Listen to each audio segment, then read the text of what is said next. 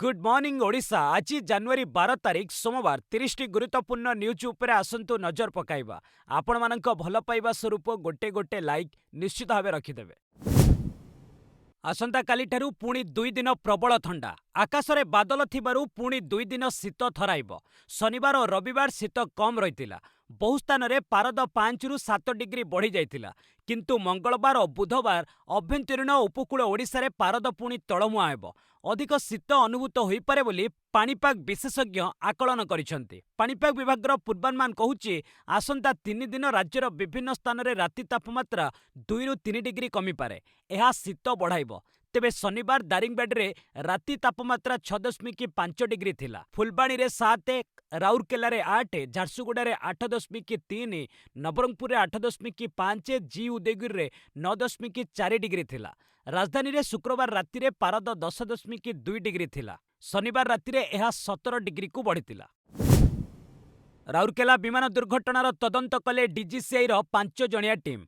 राउरकेला विमान बंदररू किछि किलोमीटर दूर रे शनिवार एक छोट विमान दुर्घटना होइतिला। दुर्घटना रे 2 जण पायलट एवं 4 जण यात्री आहत होइतिले।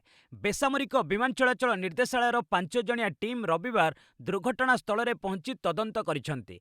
केउ कारणरू एवं केउ परिस्थिति रे विमानटी दुर्घटनार सम्मुखीन होला तार सेमाने तदंत करिसंति। अपरपक्षरे राउरकेला रे डाक्तरखाना रे भर्ती होइतिबा आहत मानकर चिकित्सा पई स्वतंत्र भावे विशेषज्ञ डाक्तर माननकु भुवनेश्वररू पठा जाइछि। उल्लेखयोग्य दुर्घटनाग्रस्त विमानटी घरोई कंपानीर एवं एहा भुवनेश्वररू राउरकेलाकु नियमित उड़ाण करुथिला।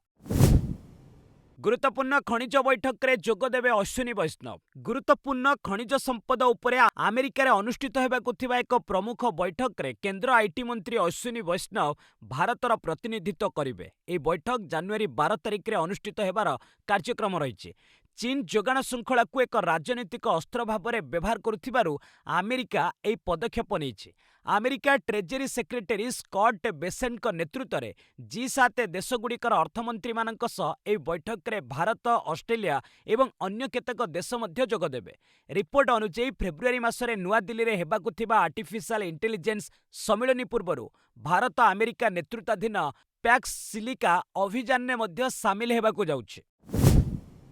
धमक देला मासूद अजहर। जैश पाखे अछंती हजारे आत्मघाती। पाकिस्तान आतंकवादी संगठन जैश ए मोहम्मद भारत को देछि धमक। एई धमकर ऑडियो एबे भाइराल हेबार लागिछि। मासूद दाबी करिछि ता संगठन ने एबे 1000 रु अधिक आत्मघाती आतंकी रहिचंती। जेकोनोसी मुहूर्तरे सेमाने आक्रमण करबाकू प्रस्तुत अछंती। एई आतंकवादी माने केबे कोनोसी व्यक्तिगत सुविधा दाबी करंती नाही। जदि सेमानंक संख्या सार्वजनीन करि दियाजिबो तेबे समग्र विश्व चकित होइजिबो। उल्लेखयोग्य ऑपरेशन सिंदूर आक्रमण रे जैशर अनेक आतंकी निहत होइतिले। तेणु आतंकींक मनोबल सुदृढ़ करबाकू से एपरी ऑडियो छाड़िथिबा कुहा जाउछि। 2019 परठारु मासूद को साधारण रे देखिबाकू मिले नाही। तेबे ऑपरेशन सिंदूर परे से अंडरग्राउंड हो जाइछि। विभिन्न समय केवल तार ऑडियो भाइराल होउछि। मुनीर को पोल खोलीदेले लश्कर आतंकी सैफुल्ला कहले पाकिस्तान सेना मते साहाय्य करे। पाकिस्तान और आतंकवादी संगठन लश्कर ए तोयबा तथा एलएटी मध्य संपर्कर दीर्घ दिनर अभियोग पुणी थे प्रमाणित होइछि। पहलगाम आक्रमणर मास्टरमाइंड सैफुल्ला कसूरी पाकिस्तान सेना सह तांकर घनिष्ठ संपर्क को खोलाखोली स्वीकार करिसंति। पाकिस्तान एक स्कूल रे पिलामानंकु सैफुल्ला संबोधित करुथिबा समयर वीडियो जारी होइछि। जेउथिरे सैफुल्ला कहूछि पाकिस्तान सेना नियमित विभिन्न कार्यक्रम रे तांकु अनुष्ठानिक निमंत्रण करे। सेइबळी सैनिकंक अंतिम संस्कारर नमाज पढ़ार नेतृत्व नेबाकू मध्य आमंत्रित करिथाए। सैफुल्ला तांक भाषण रे भारत विषय रे मध्य उत्तेजनापूर्ण बयान देइछि। ऑपरेशन सिंदूर पाकिस्तान और पीओके आतंकी शिविर को क्षति पहुंचाई भारत बड़ भूल करिछि। लश्कर ए तोयबा तार कश्मीर एजेंडारू केबे मध्य पछकू हटिबो नाही बोली सैफुल्ला कहिछि। महंत राजुदास को बड़ दाबी मुसलमान माननकु अयोध्या रे प्रवेश करने निषेध करा उचित। अयोध्या राम मंदिर प्रस्थान द्वार रे नमाज पाठ करा घटना को नहीं विवाद तीव्र होइछि। हनुमानगढ़ीर महंत राजुदास एई घटना उपरे कड़ा बयान दैछन्ति। राजुदास एई घटना को दुखद एवं गंभीर प्रसंग बोली वर्णना करिसन्ति। एथिसह प्रशासन ठारू बड़ कार्यानुष्ठान दाबी करिसन्ति। राजुदास कहिसन्ति जे राम जन्मभूमि परिसर रे 3 रु 4 जण मुसलमान नमाज पाठ करिबार घटना सामना को आसीछि। यह अत्यंत निंदनीय। ଏଇ ଲୋକମାନଙ୍କର ଏହା କି ପ୍ରକାର ମାନସିକତା? ସେମାନେ ରାମ ମନ୍ଦିରରେ ନମାଜ ପାଠ କରିବାକୁ ଏବଂ ଇସଲାମର ଢାଞ୍ଚା ସ୍ଥାପନ କରିବାକୁ ଇଚ୍ଛା ରଖିଛନ୍ତି। ମୁଁ ପ୍ରଶାସନକୁ ଅଯୋଧ୍ୟାରେ ମୁସଲମାନମାନଙ୍କ ପ୍ରବେଶକୁ ନିଷେଧ କରିବାକୁ ଅନୁରୋଧ କରୁଛି। ରାମ ମନ୍ଦିରରେ ଯେଉଁମାନେ ଏପରି ଦୁଃସାହସ ଦେଖାଇଛନ୍ତି ସେମାନଙ୍କ ବିରୋଧରେ କଠୋର କାର୍ଯ୍ୟାନୁଷ୍ଠାନ ଗ୍ରହଣ କରିବାକୁ ଦାବି କରୁଛି। କଲମ୍ବିଆରେ ବଡ଼ ବିମାନ ଦୁର୍ଘଟଣା, ପ୍ରସିଦ୍ଧ ଗାୟକ ଇସିନ୍‌ଙ୍କ ସହ 5 ମୃତ। କଲମ୍ବିଆର ବୋୟାକାର ପାଇପା ଅଞ୍ଚଳରେ ଉଡ଼ାଣ ସମୟରେ ଏକ ଛୋଟ ବିମାନ ଦୁର୍ଘଟଣାଗ୍ରସ୍ତ ହୋଇଛି, ଯେଉଁଥିରେ ପ୍ରସିଦ୍ଧ ଗାୟକ ଏସେନ୍ ଜିମେଞ୍ଜଙ୍କ ସହ ମୋଟ 6 ଜଣଙ୍କ ମୃତ୍ୟୁ ଘଟିଛି। ଏହି ରିପୋର୍ଟ ଅନୁସାରେ ବିମାନଟି ଜୁଆନ୍ ଜୋସେ ରୋଣ୍ଡନ୍ ବିମାନବନ୍ଦରରୁ ମେଡେଲିନ୍ ଅଭିମୁଖେ ଉଡ଼ାଣ ଆରମ୍ଭ କରିଥିଲା। ତେବେ ଉଡ଼ାଣର କିଛି ମିନିଟ୍ ପରେ ବିମାନଟି ଉଚ୍ଚକୁ ଉଠି ନପାରି ରନ୍‌ୱେ ନିକଟରେ ଥିବା ଏକ କ୍ଷେତରେ ଖସି ପଡ଼ିଥିଲା। ଦୁର୍ଘଟଣା ପରେ ବିମାନରେ ନିଆଁ ଲାଗି ସମ୍ପୂର୍ଣ୍ଣ ପୋଡ଼ି ଯାଇଥିଲା। ଖବର ପାଇ ତୁରନ୍ତ ଅଗ୍ନିଶମ ବାହିନୀ ଓ ଉଦ୍ଧାରକାରୀ ଦଳ ଘଟଣାସ୍ଥଳରେ ପହଞ୍ଚିଥିଲେ, କିନ୍ତୁ ସେତେବେଳକୁ ସମସ୍ତ 6 ଜଣ ଯାତ୍ରୀଙ୍କ ମୃତ୍ୟୁ ହୋଇସାରିଥିଲା। ମୃତଙ୍କ ମଧ୍ୟରେ ଜଣାଶୁଣା ଗାୟକ ଏସେନ୍ ଥିଲେ। ସେ ଏକ ସଙ୍ଗୀତ କାର୍ଯ୍ୟକ୍ରମ କରିବା ପରେ ମେଡେଲିନ୍ ଯାତ୍ରା କରୁଥିଲେ। ଦୁର୍ଘଟଣାରେ ପ୍ରାଣ ହରାଇଥିବା ସମସ୍ତ 6 ଜଣ ଯାତ୍ରୀ କଲମ୍ବିଆର ନାଗରିକ ବୋଲି ଜଣାପଡ଼ିଛି। ସିରିଆରେ ଆମେରିକାର ବିମାନ ଆକ୍ରମଣ, ଧ୍ୱଂସ ହେଲା ଆଇଏସ୍ ଆତଙ୍କୀ ଶିବିର। ଆମେରିକା ପୁଣି ଥରେ ସିରିଆରେ ଆତଙ୍କବାଦୀଙ୍କ ବିରୁଦ୍ଧରେ ଏକ ବଡ଼ ଅଭିଯାନ ଆରମ୍ଭ କରିଛି। ଆମେରିକାର କେନ୍ଦ୍ରୀୟ କମାଣ୍ଡ ସିରିଆର ଅନେକ ଇସଲାମିକ ଷ୍ଟେଟ୍ ଲକ୍ଷ୍ୟସ୍ଥଳ ଉପରେ ବଡ଼ ବିମାନ ଆକ୍ରମଣ କରିଛି। ଏହି କାର୍ଯ୍ୟାନୁଷ୍ଠାନ ଅପରେସନ୍ ହକ୍ ଆଇ ଷ୍ଟ୍ରାଇକ୍‌ର ଏକ ଅଂଶ। ଆତଙ୍କବାଦୀ ନେଟୱାର୍କକୁ ଧ୍ୱଂସ କରିବା ଏହାର ମୁଖ୍ୟ ଲକ୍ଷ୍ୟ ଥିଲା। ଆମେରିକାର କେନ୍ଦ୍ରୀୟ କମାଣ୍ଡ କହିଛି ଯେ ଆକ୍ରମଣଗୁଡ଼ିକ ଆମେରିକା ସମୟ ପ୍ରାୟ ଅପରାହ୍ନ 12:30ରେ ହୋଇଥିଲା। ଇସଲାମିକ ଆତଙ୍କବାଦକୁ ମୂଳପୋଛ କରିବା, ଭବିଷ୍ୟତରେ ଆକ୍ରମଣକୁ ରୋକିବା ଏହି ଆକ୍ରମଣର ମୁଖ୍ୟ ଉଦ୍ଦେଶ୍ୟ। ପ୍ରକାଶଯୋଗ୍ୟ, ଆମେରିକା ରାଷ୍ଟ୍ରପତି ଡୋନାଲ୍ଡ ଟ୍ରମ୍ପଙ୍କ ନିର୍ଦ୍ଦେଶରେ ଡିସେମ୍ବର 19ରୁ ଅପରେସନ୍ ହକ୍ ଆଇ ଆରମ୍ଭ ହୋଇଥିଲା। ଡିସେମ୍ବର 13ରେ ଆତଙ୍କୀ ଆକ୍ରମଣରେ 2 ଆମେରିକୀୟ ସୈନ୍ୟ ଓ ଜଣେ ନାଗରିକଙ୍କ ମୃତ୍ୟୁ ପରେ ଟ୍ରମ୍ପ ଏହି ଆକ୍ରମଣ ନିଷ୍ପତ୍ତି ନେଇଥିଲେ। 20 ବର୍ଷ ଧରି ପୁଲିସକୁ ଚକମା ଦେଉଥିବା ରେହମାନ୍ ଡକାୟତ ଗିରଫ। ଦୀର୍ଘ ବର୍ଷ ଧରି ସାରା ଦେଶରେ ପୁଲିସକୁ ଚକମା ଦେଇ ଫେରାର ଥିବା କୁଖ୍ୟାତ ଅପରାଧୀ ଆବିଦ୍ ଅଲି ଓରଫ ରେହମାନ୍ ଡକାୟତ ଶେଷରେ ଗିରଫ ହୋଇଛି।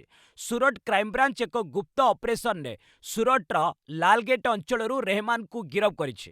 ପ୍ରକାଶଯୋଗ୍ୟ, ରେହମାନ୍ ଡକାୟତ ଗତ 20 ବର୍ଷ ଧରି ଫେରାର ରହିଥିଲା। ଏହାର କ୍ରାଇମ୍ ନେଟୱାର୍କ 14ଟି ରାଜ୍ୟରେ ବିସ୍ତାର ଥିଲା। ଛଦ୍ମବେଶରେ ଅପରାଧ କରିବାର ସ୍ୱତନ୍ତ୍ର ଶୈଳୀ ଯୋଗୁଁ ରେହମାନ୍ ସବୁବେଳେ ପୁଲିସକୁ ଚକମା ଦେଇ ଖସି ଯାଉଥିଲା। କେତେବେଳେ ସେ ସିବିଆଇ ଅଧିକାରୀ ତ ପୁଣି ସାଧୁସନ୍ଥ ବେଶରେ ଲୋକଙ୍କୁ ଠକୁଥିଲା। ରେହମାନ୍ କୁଖ୍ୟାତ ଇରାନୀ ଡେରା ଗ୍ୟାଙ୍ଗର ମାଷ୍ଟରମାଇଣ୍ଡ ଥିଲା। ଏହି ଗ୍ୟାଙ୍ଗ ଭୋପାଳରୁ କାର୍ଯ୍ୟ କରୁଥିଲା। ଡକାୟତି, ଠକେଇ ଏବଂ ପୋଡ଼ାଜଳା ଭଳି ଗମ୍ଭୀର ଅପରାଧରେ ଏହି ଗ୍ୟାଙ୍ଗ ଜଡ଼ିତ ଥିଲା। ଡକାୟତିରୁ ପ୍ରାପ୍ତ ଅର୍ଥରେ ରେହମାନ୍ ବିଳାସପୂର୍ଣ୍ଣ ଜୀବନଯାପନ କରୁଥିଲା। ସନ୍ଦିଗ୍ଧ ବ୍ୟକ୍ତିଙ୍କୁ ଧରିବା ଲାଗି ଭାରତ ନେପାଳ ସୀମାରେ ଲାଗିଲା ଫେସ୍ ସ୍କାନର। ବେଆଇନ ଭାବେ ପ୍ରତ୍ୟେକ ଦିନ ନେପାଳ ସୀମା ଦେଇ ବହୁ ସନ୍ଦିଗ୍ଧ ବ୍ୟକ୍ତି ଭାରତକୁ ପ୍ରବେଶ କରୁଛନ୍ତି। ଏହି ସୀମା ପାର ଅନୁପ୍ରବେଶକୁ ରୋକିବା ଲାଗି ସୀମା ସୁରକ୍ଷା ବଳ ତଥା ଏସ୍ଏସ୍ବି ପକ୍ଷରୁ ପାଇଲଟ ପ୍ରୋଜେକ୍ଟ ଆରମ୍ଭ ହୋଇଛି। ଉତ୍ତରପ୍ରଦେଶର ବହରାଚରେ ଭାରତ ନେପାଳ ସୀମାରେ ଥିବା ରୂପାଇଡିହା ଚେକପୋଷ୍ଟରେ ମୁହଁ ଓ ପରିଚୟପତ୍ର ସ୍କାନର ଲଗାଯାଇଛି, ଯାହାଫଳରେ ସନ୍ଦିଗ୍ଧ ବ୍ୟକ୍ତି ଆଉ ସୀମା ପାର କରିପାରିବେ ନାହିଁ। ଚେକପଏଣ୍ଟରେ ହାଇଟେକ୍ କ୍ୟାମେରା ସହିତ ସଜ୍ଜିତ ସ୍କାନର ଲଗାଯାଇଛି। ସ୍କାନରରେ ସେମାନଙ୍କ ମୁହଁ ସହ ପରିଚୟପତ୍ର ମେଳ ଖାଇଲେ ସେମାନଙ୍କୁ ଭାରତରେ ପ୍ରବେଶ ଲାଗି ଅନୁମତି ମିଳିବ। ଏଥିସହ ସେହି ବାଟ ଦେଇ ଯାଉଥିବା ସମସ୍ତ ଯାନବାହନର ତଥ୍ୟ ମଧ୍ୟ ରଖାଯିବ। ପ୍ରକାଶଯୋଗ୍ୟ, ପଡ଼ୋଶୀ ନେପାଳରୁ ପ୍ରତ୍ୟେକ ଦିନ ପାକିସ୍ତାନ ଓ ଅନ୍ୟ ଦେଶର ନାଗରିକ ଭାରତକୁ ଅନୁପ୍ରବେଶ କରିବାରେ ସଫଳ ହେଉଛନ୍ତି। ଭାରତ ନେପାଳ ସୀମାକୁ ଲାଗି ରହିଥିବା ଜିଲ୍ଲାଗୁଡ଼ିକରେ 125 କିଲୋମିଟର ଖୋଲା ସୀମା ରହିଛି। ଏକ୍ସ ମାନିବ ଭାରତୀୟ ଆଇନ, ହଟାଇଲା ହଜାର ହଜାର ଅଶ୍ଳୀଳ ପୋଷ୍ଟ। ଏଲନ୍ ମସ୍କଙ୍କ ସୋସିଆଲ ମିଡିଆ ପ୍ଲାଟଫର୍ମ ଏକ୍ସ ନିଜର ଭୁଲ ସ୍ୱୀକାର କରିବା ସହ ଭାରତୀୟ ଆଇନକୁ ପାଳନ କରିବାକୁ ପ୍ରତିଶ୍ରୁତି ଦେଇଛି।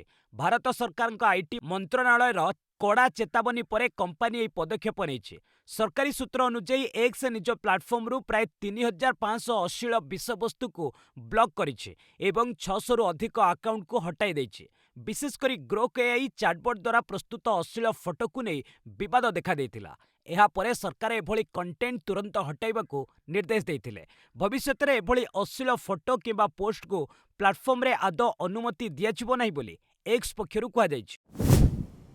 ଇରାନରେ ହିଂସାତ୍ମକ ଆନ୍ଦୋଳନ, ଆମେରିକା ଓ ଇସ୍ରାଏଲକୁ ଚେତାବନୀ। ଇରାନରେ ଆର୍ଥିକ ସଙ୍କଟ ଏବଂ ମୂଲ୍ୟ ବୃଦ୍ଧିକୁ ନେଇ ଜନ ଅସନ୍ତୋଷ ତୀବ୍ର ରୂପ ନେଇଛି। ଏହି ହିଂସାତ୍ମକ ପ୍ରଦର୍ଶନରେ 100ରୁ ଅଧିକ ସୁରକ୍ଷାକର୍ମୀ ଏବଂ 51 ଜଣ ପ୍ରଦର୍ଶନକାରୀଙ୍କ ମୃତ୍ୟୁ ହୋଇଥିବା ରିପୋର୍ଟ ମିଳିଛି।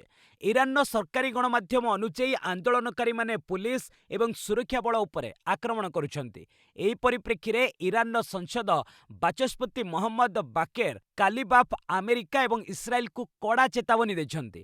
ସେ କହିଛନ୍ତି ଯେ ଯଦି ଆମେରିକା ଇରାନ ଉପରେ ଆକ୍ରମଣ କରେ ତେବେ ଇସ୍ରାଏଲ ଏବଂ ଆମେରିକୀୟ ସେନା ଘାଟିଗୁଡ଼ିକ ଉପରେ ପାଲଟା ଆକ୍ରମଣ କରାଯିବ। ଅନ୍ୟପକ୍ଷରେ ଆମେରିକା ରାଷ୍ଟ୍ରପତି ଡୋନାଲ୍ଡ ଟ୍ରମ୍ପ ପ୍ରଦର୍ଶନକାରୀଙ୍କୁ ସମର୍ଥନ ଜଣାଇବା ସହ ସାହାଯ୍ୟ କରିବାକୁ କହିଛନ୍ତି। ଦେଶରେ ଇଣ୍ଟରନେଟ୍ ସେବା ବନ୍ଦ ରହିଛି ଏବଂ ସୁରକ୍ଷା ବ୍ୟବସ୍ଥାକୁ କଡ଼ାକଡ଼ି କରାଯାଇଛି। ଆମର ସ୍ପେଶାଲ ଭିଡିଓ ଦେଖିବା ପାଇଁ ଆଇ ବଟନରେ ଆପଣ କ୍ଲିକ୍ କରନ୍ତୁ, ଦେଖିପାରିବେ। ବିଷୟବସ୍ତୁ ରହିଛି ଭିଜିଲାନ୍ସର ଜାଲ କ'ଣ କେବଳ ଛୋଟ ମାଛ ପାଇଁ? डिजिटाल आरेस्ट करी वृद्ध एनआरआई दंपत्तिंक ठारू 15 कोटी लुट। दिल्ली रे एक वृद्ध एनआरआई दंपत्ति को साइबर ठक माने 17 दिन धरी डिजिटाल आरेस्ट रे रखिथिले।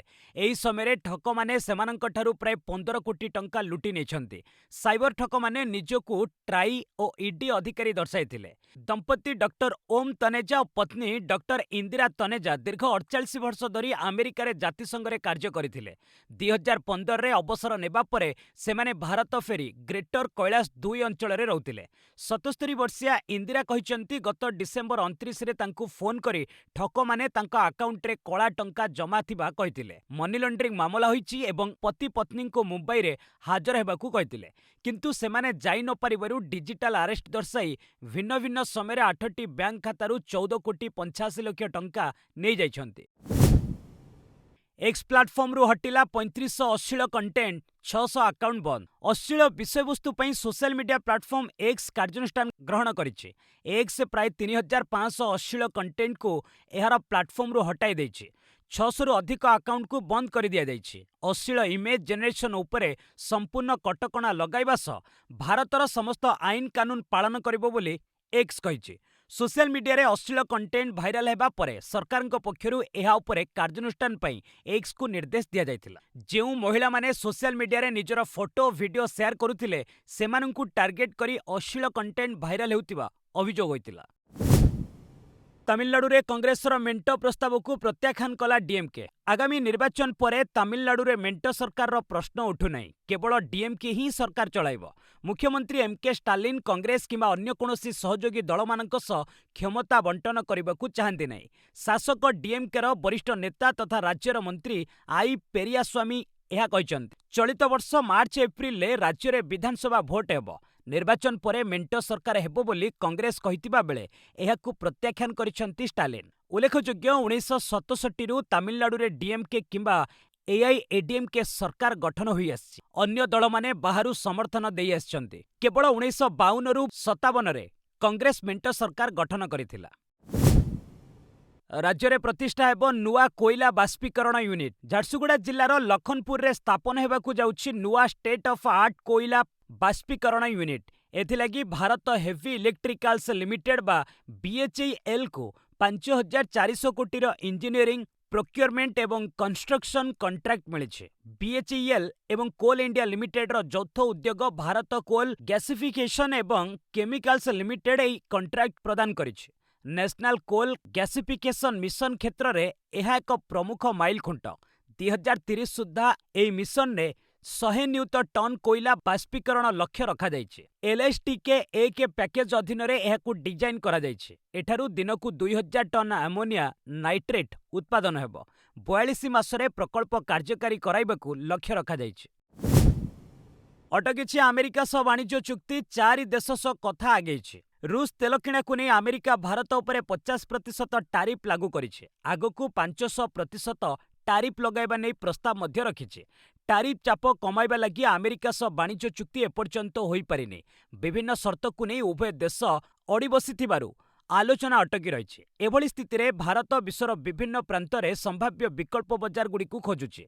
2025 रे भारत 4टी देश सह वाणिज्य चुक्ति स्वाक्षर करी एहाकू कार्यक्षम कराइछि। एहा मध्य रे ब्रिटेन सह वाणिज्य चुक्ति मध्य शामिल होइछि। एबे अधिक देश सह चुक्ति चाहुछि भारत। यूरोपीय संघ सह आलोचना जारी रहिछि। सेहिभली यूरेशिया इकोनॉमिक यूनियन, चिली, दक्षिण अमेरिकार प्रमुख ट्रेड ब्लॉक सह मध्य आलोचना होइछि। ଆଜି ଅନ୍ୱେଷା ସାଟେଲାଇଟ୍‌ର ହେବ ପ୍ରକ୍ଷେପଣ। ଭାରତୀୟ ମହାକାଶ ଗବେଷଣା ପ୍ରତିଷ୍ଠାନ ଇସ୍ରୋ 2026ର ନିଜ ପ୍ରଥମ ପ୍ରକ୍ଷେପଣ ସହ ଏକ ନୂଆ ଇତିହାସ ରଚିବାକୁ ଯାଉଛି। ଆଜି ପୂର୍ବାହ୍ନରେ ଆନ୍ଧ୍ରପ୍ରଦେଶର ଶ୍ରୀହରିକୋଟାସ୍ଥିତ ସତୀଶ ଧାୱନ ମହାକାଶ କେନ୍ଦ୍ରରୁ PSLV-C-62 ରକେଟ୍ ପ୍ରକ୍ଷେପଣ କରାଯିବ। ଏହି ମିଶନର ମୁଖ୍ୟ ପେଲୋଡ୍ ହେଉଛି ଡିଆର୍‌ଡିଓ ଦ୍ୱାରା ବିକଶିତ EOS-N1 ଅନ୍ୱେଷା ସାଟେଲାଇଟ୍। ଏହାକୁ ଦିବ୍ୟଦୃଷ୍ଟି ବା ହାଇପରସ୍ପେକ୍ଟ୍ରାଲ ଇମେଜିଂ ସାଟେଲାଇଟ୍ ଭାବେ ଜଣାଯାଏ।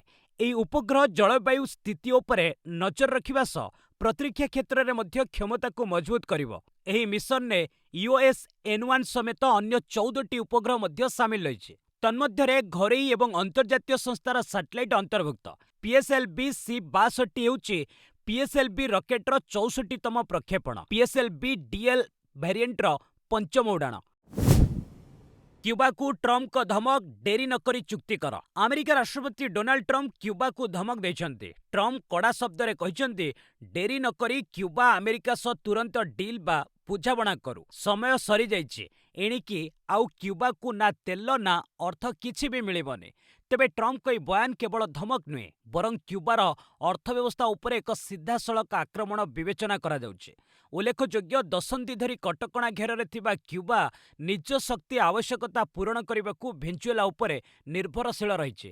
କ୍ୟୁବା ନିଜ ଆବଶ୍ୟକତାର ପ୍ରାୟ 30% ତେଲ ଭେନେଜୁଏଲାଠାରୁ ନିଏ। ଏହା ବଦଳରେ ମାଦୁରୋଙ୍କ ସୁରକ୍ଷାରେ ଗୁପ୍ତଚର ନିୟୋଜିତ କରିଥାଏ। ନିକଟରେ ଆମେରିକା ଭେନେଜୁଏଲା ରାଷ୍ଟ୍ରପତି ନିକୋଲାସ୍ ମାଦୁରୋଙ୍କୁ ଉଠାଇ ନେଇ ବନ୍ଦୀ କରିବା ପରେ ଭେନେଜୁଏଲାର ତୈଳ ଭଣ୍ଡାରକୁ ନିଜ ନିୟନ୍ତ୍ରଣକୁ ନେଇଛି। ଫଳରେ କ୍ୟୁବାକୁ ଯାଇଥିବା ଯୋଗାଣ ଶୃଙ୍ଖଳ କାଟି ଧମକ ଦେବା ଆମେରିକା ପାଇଁ ସହଜ ହୋଇଯାଇଛି। ହିନ୍ଦୀକୁ ରାଷ୍ଟ୍ରଭାଷା ଦର୍ଶାଇ ସମାଲୋଚିତ ହେଲେ ପୂର୍ବତନ କ୍ରିକେଟର ସଞ୍ଜୟ ବାଙ୍ଗର। ଭାରତ ନ୍ୟୁଜିଲ୍ୟାଣ୍ଡ ଦିନିକିଆ ସିରିଜର ପ୍ରଥମ ମ୍ୟାଚ୍‌ରେ ଭାଷ୍ୟକାରମାନଙ୍କ ପାଇଁ ଏକ ଅଡୁଆ ସ୍ଥିତି ହୋଇଥିଲା। ମ୍ୟାଚ୍‌ରେ ପ୍ରଥମେ ଭାରତ ଫିଲ୍ଡିଂ କରିଥିଲା। 13ତମ ଓଭରରେ ୱାଶିଂଟନ୍ ସୁନ୍ଦର ବୋଲିଂ କରୁଥିବା ବେଳେ କେଏଲ୍ ରାହୁଲ କିପିଂ କରୁଥିଲେ। ସୁନ୍ଦର ଅଧିକ ବେଗରେ ବଲ୍ ପକାଇବାରୁ ରାହୁଲ ତାଙ୍କୁ କିଛି କହିଥିଲେ। ଏହି ସମୟରେ କମେଣ୍ଟେଟର ଥିବା ବରୁଣ ଆରୁନ୍ କହିଥିଲେ, ଉଭୟ ରାହୁଲ ଓ ସୁନ୍ଦର ତାମିଲରେ କଥା ହେଉଛନ୍ତି। ଆରୁନ୍ କହିଥିଲେ, ସୁନ୍ଦର ବୋଧହୁଏ ଅଧିକ ଭଲ ଭାବେ ତାମିଲ ବୁଝିପାରିବେ। ଏହି ସମୟରେ ଅନ୍ୟତମ ଭାଷ୍ୟକାର ସଞ୍ଜୟ ବାଙ୍ଗର କହିଥିଲେ, ହିନ୍ଦୀ ଭାରତର ରାଷ୍ଟ୍ରଭାଷା ଏବଂ ସେ ନିଜେ ଏଥିରେ ଅଧିକ ସହଜ। ସେ ଏହା କହିବାର କିଛି କ୍ଷଣ ମଧ୍ୟରେ ସୋସିଆଲ ମିଡିଆରେ ତାଙ୍କୁ ଟ୍ରୋଲ୍ କରାଯାଇଛି। ହିନ୍ଦୀ ଭାରତର ଅଫିସିଆଲ ଭାଷା ଏବଂ ଦେଶର କୌଣସି ରାଷ୍ଟ୍ରଭାଷା ନାହିଁ ବୋଲି ୟୁଜରମାନେ କହିଛନ୍ତି। 4ଟି ଗିନିଜ୍ ୱାର୍ଲ୍ଡ ରେକର୍ଡ କଲା NHAI। ଭାରତୀୟ ଜାତୀୟ ରାଜପଥ ପ୍ରାଧିକରଣ ବେଙ୍ଗାଲୁରୁ କଡପ୍ପା ବିଜୟୱାଡା ଆର୍ଥିକ କରିଡର ନିର୍ମାଣ କାର୍ଯ୍ୟରେ 4ଟି Guinness book of world record ସୃଷ୍ଟି କରି ଇତିହାସ ରଚିଛି।